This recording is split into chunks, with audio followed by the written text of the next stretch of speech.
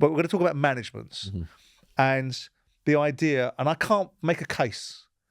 I can't find the example. Maybe I'm going to commit myself into an observation that you're going to be able to contradict straight away. I don't know of any great players that have made great managers. I can think of Franz Beckenbauer, right? Okay, that's in Germany, right? But I can't see. Kenny did the double. Okay, there's an example, and then that's just caught me in that particular trap. But other than that, then, okay, Johan Cruyff. I'll go other than that. Johan Cruyff was a great manager. Okay, but let's confine it to English football and say Kenny Dalglish, for the purpose of my argument, which now suits me, right? Yeah. But these are the exceptions that don't prove the rule, right? Because I look at great players and I don't see many of them. I see the elite managers now are not coming from a great background. Wenger started the culture. Mourinho was the next cab off the rank. Benitez the same. And we look across the pantheon of managers that have come across recently, and none of them have been great players. And when you see great players like Teddy Sheringham... Guardiola wasn't bad, was he? Yeah, okay, but again, I'm talking about... Yeah, okay, again, you've got me and twice. And you know why now. that is? Great players don't make great managers. Yeah. Bad players don't make great managers. Great managers make great managers. How many bad players have they been who are terrible managers as well? But of course, if you're a great player, they go, well, it doesn't mean you're going to be a good manager. Of course it doesn't. Just because you're a great player doesn't mean you're going to be a great manager. Now, with me, talk about first two managerial careers. Jamaica. Celtic, yeah. Jamaica first. Okay. 13 games, never lost one game. We played Nigeria, we played El Salvador, teams better than us, because my thing was, from my managerial style is about the organization. This comes from Watford.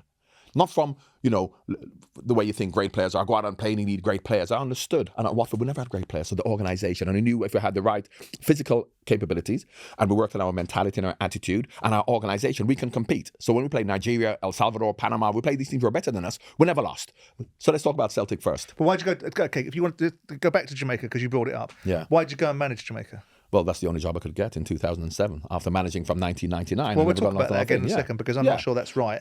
But that's your view of things. Well, no, because I didn't get a job. I didn't get a job, so that's the only job I could get. Okay, but did you phone me? Because I was finding managers for jobs. I didn't know you then. Well, it doesn't matter. I didn't know you. I didn't know you.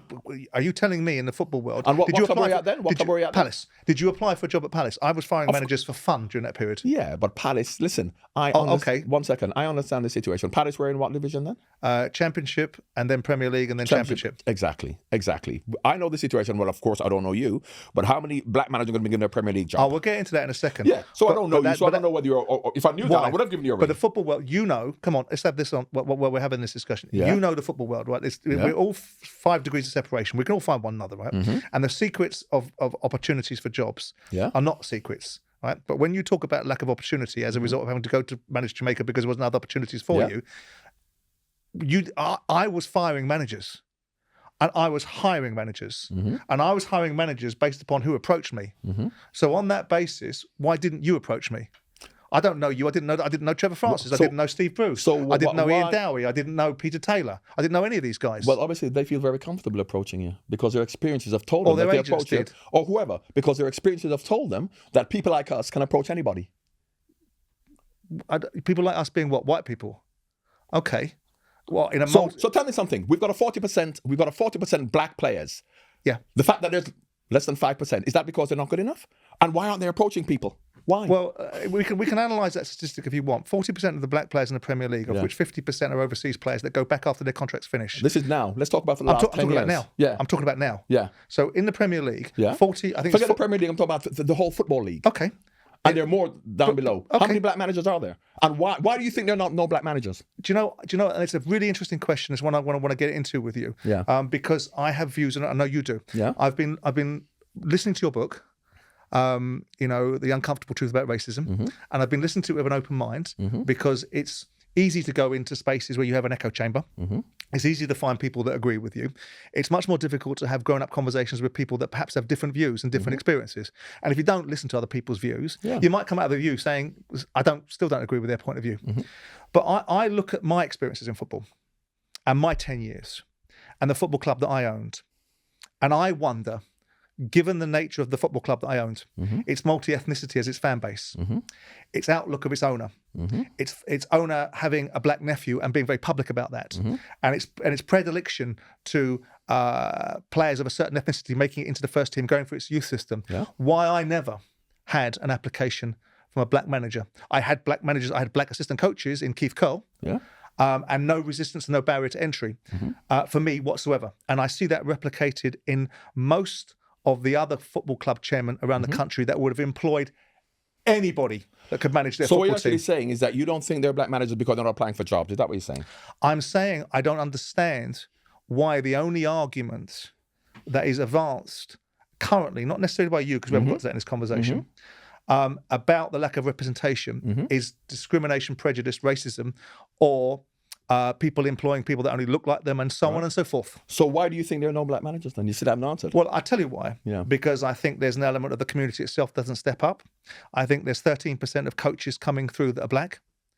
I think that there's a perception, and I listen to people like Jermaine Defoe making, I think, ridiculous observations that almost fall into the category of a whine-a-thon about where he thinks he's going to be given an opportunity. And I'll pick up his quote in a second and give it back to you. Because I look at it and I think to myself, I had these conversations with Chris Hughton. I look at the pyramid. I look at the fact that 35% of the professional clubs in this country have employed a black manager.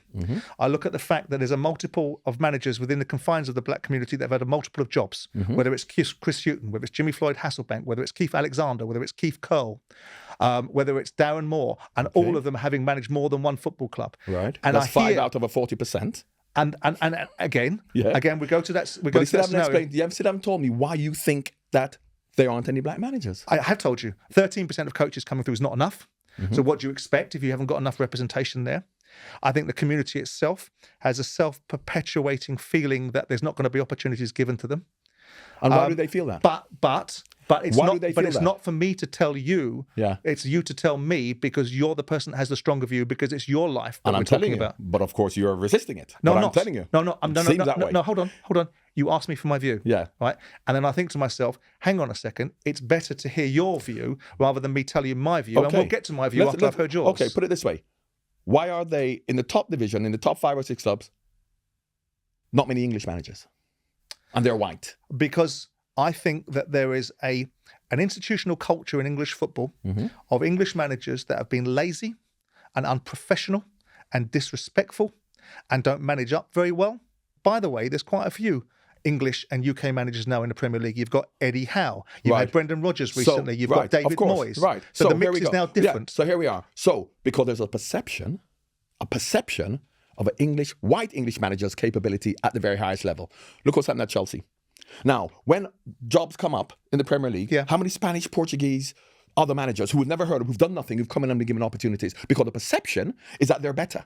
And that's what it is, a perception. Why do you think that's a perception? Why do you think it's a perception? Because when you have managers who fail at Watford or fail at these other clubs, Spanish and Portuguese managers. Well, Watford is not a great example, is it?